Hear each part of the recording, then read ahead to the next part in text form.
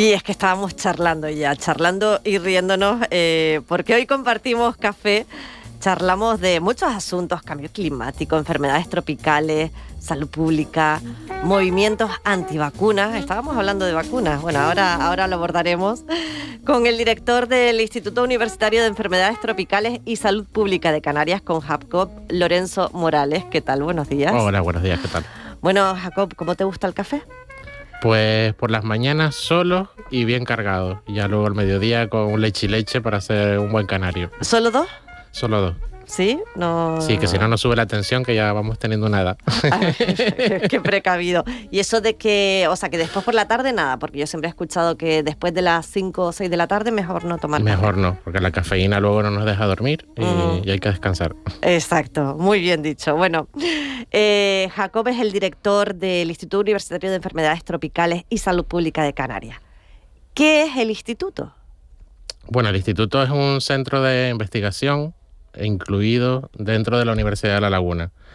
En el centro pues se engloban en torno a 60 investigadores, tanto de nivel predoctoral como postdoctoral, y también profesores de universidad, que se dedican al campo de las enfermedades tropicales y emergentes en todos sus aspectos: diagnóstico, prevención y tratamiento principalmente. Uh-huh.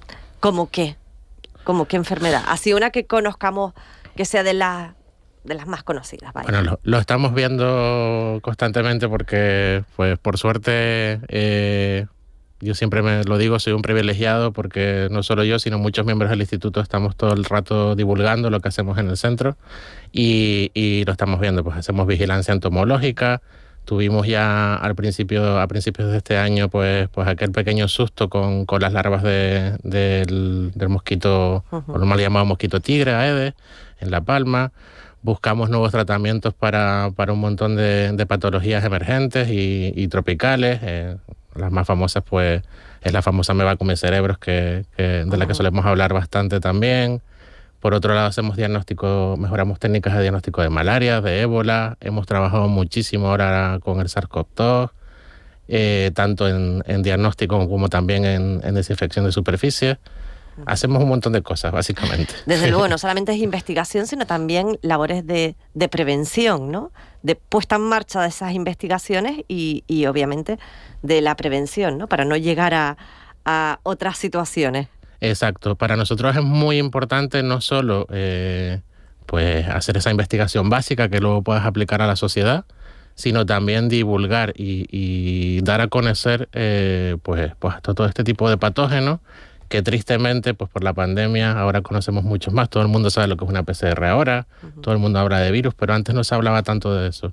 Entonces es muy bueno pues divulgar a nivel social para que la gente sepa de lo que estamos hablando, y también obviamente pues poner a punto planes de prevención, siempre en coordinación y bajo la dirección de las autoridades sanitarias, de todo este tipo de patologías emergentes y de patógenos tropicales, porque nos guste o no, lo estamos viendo. Estamos a 9 de noviembre y hace un sol de verano.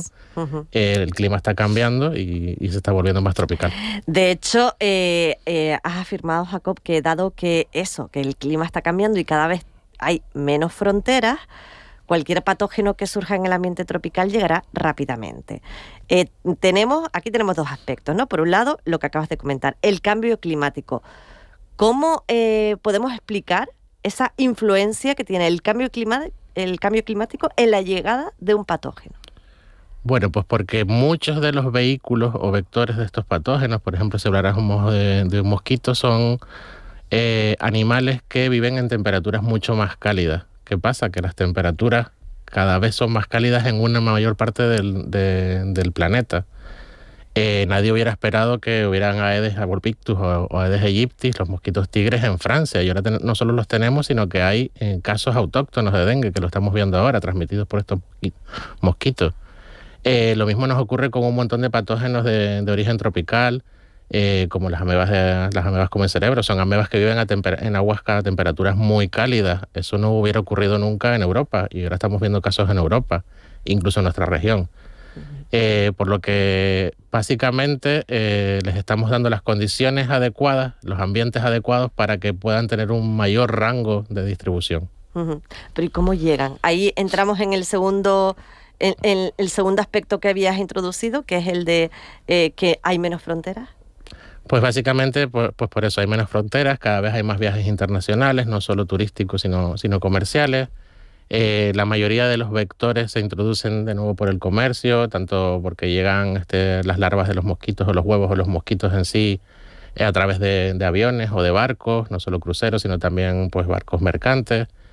Y luego también pues por casos importados, si llega alguna persona enferma pues, de algunos de estos patógenos y tenemos la mala suerte de que existe el vector, por ejemplo, de estos patógenos en nuestra región, porque ha cambiado el clima, pues al final tenemos causas autóctonas, que es lo que ha ocurrido en Francia, por ejemplo, con el dengue. Claro, porque no se nos puede escapar que, bueno, pues eso, una larva puede llegar dentro de una caja, por ejemplo, en el comercio, en un avión, ¿no? Si no se dieran las condiciones climáticas adecuadas, ¿sí podríamos frenar eso? Sería mucho más difícil para este tipo de animales adaptarse a nuestras condiciones, porque son condiciones pues menos amigables, por así decirlo, para ellas.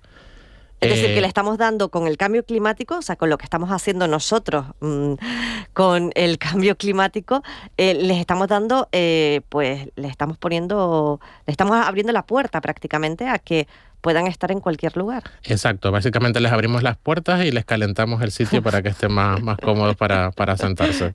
Más claro imposible, ¿no? Esto como... ¿Hay alguna manera de frenarlo? ¿O realmente de lo que estamos hablando es de investigación y prevención? Es decir, prevenir que... y más que investigación es detectar, ¿no?, si están esas larvas y poderlo atajar el problema lo antes posible. ¿Sería realmente la acción que se lleva a cabo? Sí, tenemos dos formas de detener este tipo de adaptaciones. Una de ellas pues ya se nos escapa de nuestras manos porque el clima ha cambiado y creo que ya el cambio no va a volver hacia atrás. Aunque tengamos muchos objetivos de desarrollo sostenible para controlar todo este cambio, creo que no vamos a volver hacia atrás. Y por otro lado están los programas de vigilancia o de prevención. En el caso de vectores tenemos un programa de vigilancia entomológica, no solo a nivel nacional, sino a nivel de Canarias, donde vigilamos puertos y aeropuertos para detectar la presencia pues, de vectores o de mosquitos invasores. Vemos que funciona porque ya hemos tenido dos eventos, uno en Fuerteventura hace unos años y ahora este año en La Palma. Funciona porque estamos detectando este tipo de vectores y además controlando su introducción. Por ahora no hemos detectado, en el caso de La Palma, no hemos detectado más larvas que las que detectamos. Pero el detectarlas nos sirve de ejemplo para decir que el sistema funciona y el sistema es robusto. Y creo que eso es bueno. Tenemos una primera línea de defensa que funciona y además está coordinada entre la universidad y el Servicio Canario de Salud o la Consejería de Sanidad, que creo que es bastante bueno, porque gobierno y universidad pues trabajan conjuntamente y esto está funcionando. ¿Esa unidad cómo trabaja? Es decir, ¿cómo se detecta en un aeropuerto, en un puerto, cómo se detecta una larva? Pues es un trabajo bastante tedioso que llevan a cabo pues varios miembros del Laboratorio de Entomología Médica del Instituto. Y se detectan mediante un tipo de trampas. Básicamente son una maceta con un poco de agua y el típico palito que usa el médico para bajarnos la lengua. Pero ahí justo a las hembras de los mosquitos les encanta poner huevos. Y una vez que recogemos estos palitos o estas trampas, pues ya las llevamos al laboratorio y observamos larva por larva, de trampa por trampa, de punto de muestreo, por punto de muestreo, hasta que detectamos si hay algo extraño. ¿Cuántos puntos de muestreo puede haber, por ejemplo, en un aeropuerto? Pues, por ejemplo, en Tenerife Norte hay aproximadamente como 35 puntos de muestreo. Entonces, imagínate el resto de aeropuertos y de puertos y de zonas, pues, por así decirlo, susceptibles, que ¿no?, de susceptibles ser vigiladas. Vaya. Bueno, les decía que antes de empezar la entrevista estábamos hablando de vacunas y de antivacunas, ¿no? No sé, bueno, hay que introducir obviamente que las desigualdades económicas, y esto es muy relacionado precisamente con lo de que hay menos fronteras, ¿no? Las desigualdades económicas influyen precisamente en todo, en que se aparezcan nuevas sobre todo enfermedades no nuevas, no nuevas enfermedades, sino que aparezcan nuevamente enfermedades que dábamos ya por prácticamente desaparecidas, que no del todo, pero bueno, estas desigualdades económicas, la ciudadanía es consciente de que el mundo desarrollado al perpetuar esa desigualdad económica, lo que origina precisamente es que se impida el acceso a las vacunas a otras partes del mundo y que entonces reaparezcan enfermedades como por ejemplo el sarampión. Yo creo que la sociedad sí es consciente. Lo que pasa es que hay una diferencia entre ser consciente y querer verlo, que es diferente. Y es lo que ha ocurrido pues con enfermedades como la que mencionas, el sarampión, pero también hemos tenido un claro ejemplo en la pandemia de COVID-19. Hay países todavía en África que ni siquiera tienen una dosis administrada. Su población ni siquiera tiene una dosis de la vacuna administrada. Y nosotros vamos por la cuarta. ¿Qué ocurre? ¿Por qué no les llegan vacunas cuando deberían tener todos acceso a las vacunas? Eso es algo que sí debemos preguntarnos, no solo entre nosotros como sociedad, sino también a nuestros gobernantes. ¿Por qué ocurren esas desigualdades? Y simplemente pensando egoístamente, que repercute en todo el mundo realmente. Obviamente. La salud es un tema global. Lo estamos viendo y además tenemos claro ejemplo con estas enfermedades tropicales y emergentes. Los problemas no solo ocurren en nuestro territorio, ocurren en territorios muy lejanos. Ahora mismo estamos viendo un brote enorme de ébola y además de una variante que pues asusta porque es mucho más contagiosa. Y nos dará igual hasta que pise nuestras fronteras. Cuando llegue a nuestras fronteras nos preocuparemos. Y eso es bastante triste. Es bastante triste que al final nos miremos el ombligo, perdón por ser un poco más duro de lo normal. No, hay que hacerlo. Pero es un poco triste porque nos preocupamos de las enfermedades cuando nos afectan a nosotros. Y nos olvidamos de que esas enfermedades están en África. Hemos tenido un ejemplo claro también con el monkeypox o la viruela del mono. Mientras circulaba en África nos daba igual. Pero no hemos llegado a ser conscientes de que no hay fronteras, es decir, todavía no nos damos cuenta de que, como está ahí no me afecta, pero es que no nos hemos dado cuenta de que puede llegar aquí, ¿no? En cualquier momento. Nos damos cuenta, pero cuando el problema se alivia, nos olvidamos de nuevo.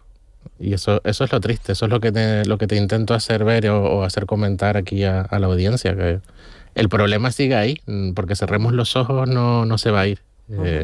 Entonces tenemos que tomar acciones globales, no solo acciones a nivel nacional o a nivel regional, porque si no, vamos a tener el problema que tenemos ahora, el que hemos tenido con monkeypox y el que tendremos con muchos otros patógenos que seguramente pues emergerán en los próximos años. Eso es preocupante. También es preocupante el rechazo a las vacunas. Por ejemplo, este rechazo es lo que propiciaba la reaparición de enfermedades como la polio en Estados Unidos. Sí, bueno, yo soy hombre de ciencia, entonces que alguien no acepte una vacuna que ha sido validada científicamente, pues yo no le puedo decir nada más que miren los datos y que vean que funcionen. Podemos discutir si se hacen ensayos con nosotros o no, por ejemplo con SARS-CoV-2, etcétera. Pero está claro que las vacunas funcionan, previenen, pues en algunos casos, de que lleguemos a las fases graves de alguna enfermedad y otras nos sirven para eliminar completamente a patógenos. Y eso ocurría, por ejemplo, con la polio, pero es que ahora hemos dejado de vacunar a nuestros niños contra la polio. Y estamos viendo qué es lo que ocurre. Estamos viendo los brotes que hay en Estados Unidos de una enfermedad que prácticamente estaba erradicada.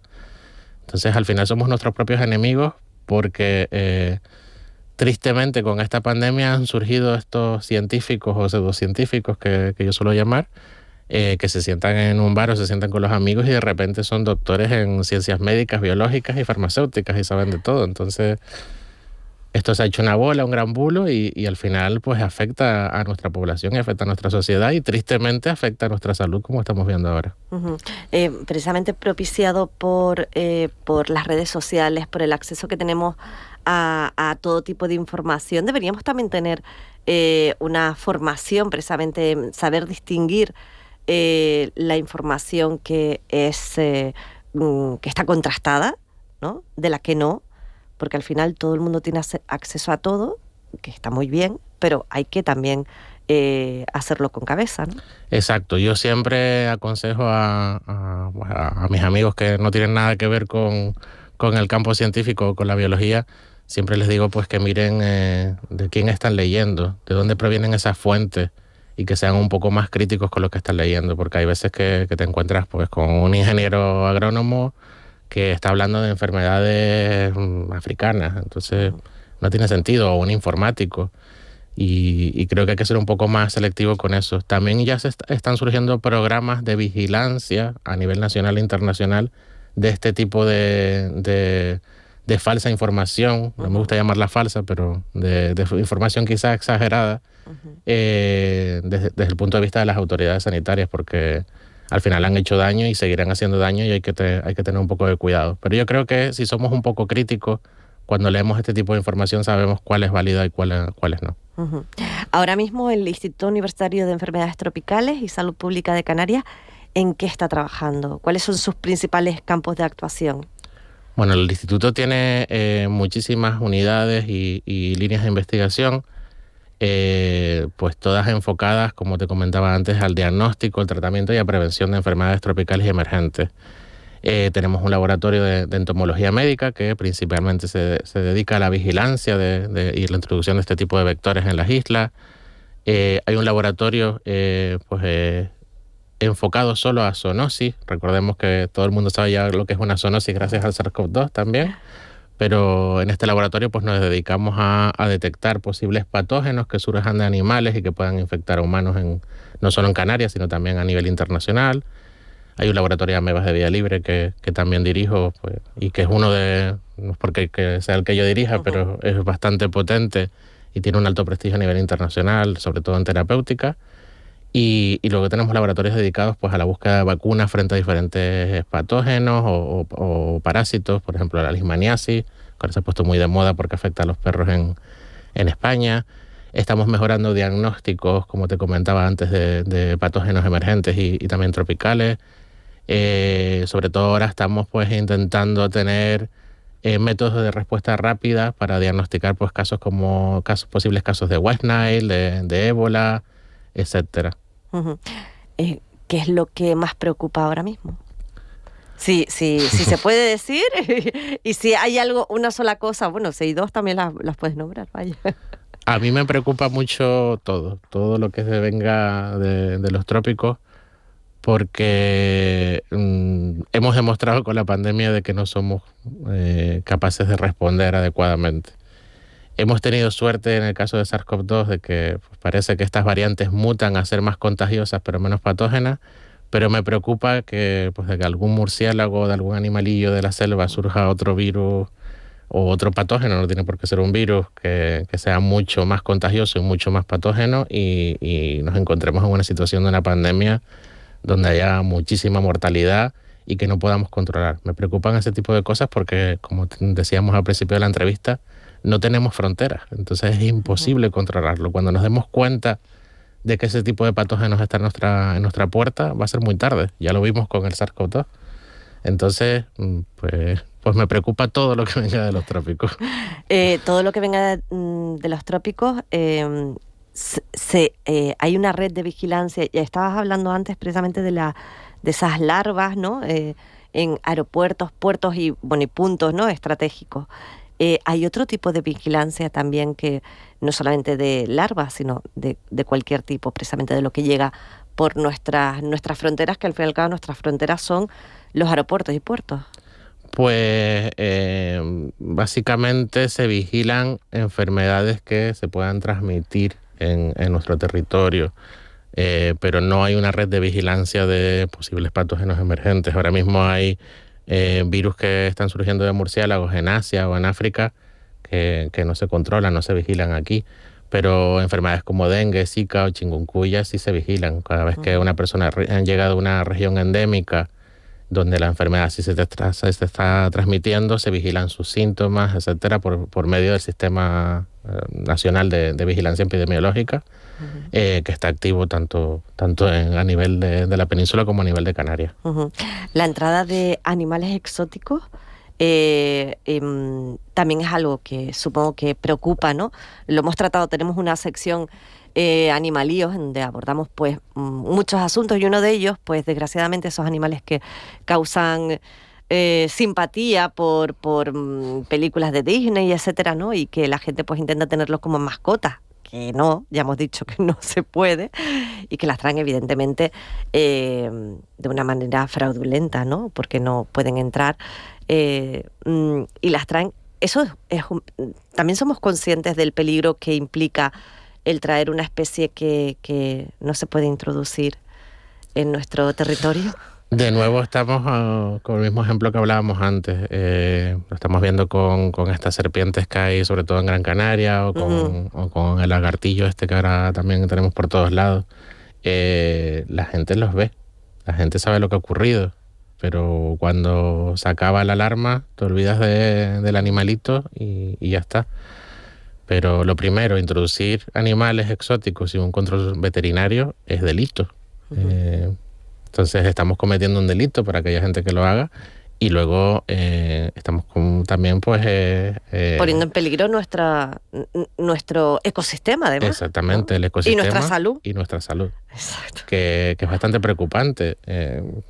Pero es lo que te comentaba antes. Si no queremos ver las cosas, nosotros desde el instituto pues intentamos divulgar y hacer o formar una conciencia de que esto no lo puedes hacer porque destrozas nuestra biodiversidad, que es muy rica, muy importante y es única aquí en Canarias, y porque puedes afectar a tu salud y a la salud de todos los habitantes que tenemos alrededor. Entonces hay que ser conscientes y dejar de cerrar los ojos y darnos cuenta de que somos nuestros propios enemigos. Efectivamente. Y nosotros nos sumamos a esa divulgación, lo hacemos con Jacob Lorenzo Morales, director en el Instituto Universitario de Enfermedades Tropicales y Salud Pública de Canarias. Muchas gracias por compartir el café aquí en Una más Una, y cuando quieras puedes volver a sumar más información, desde luego, y más concienciación, ¿verdad? Porque también lo que intentamos es que la ciudadanía pues entienda, ¿no? Claro que todas sí. estas cosas. Muchas gracias. Un placer, muchas gracias. Hasta pronto.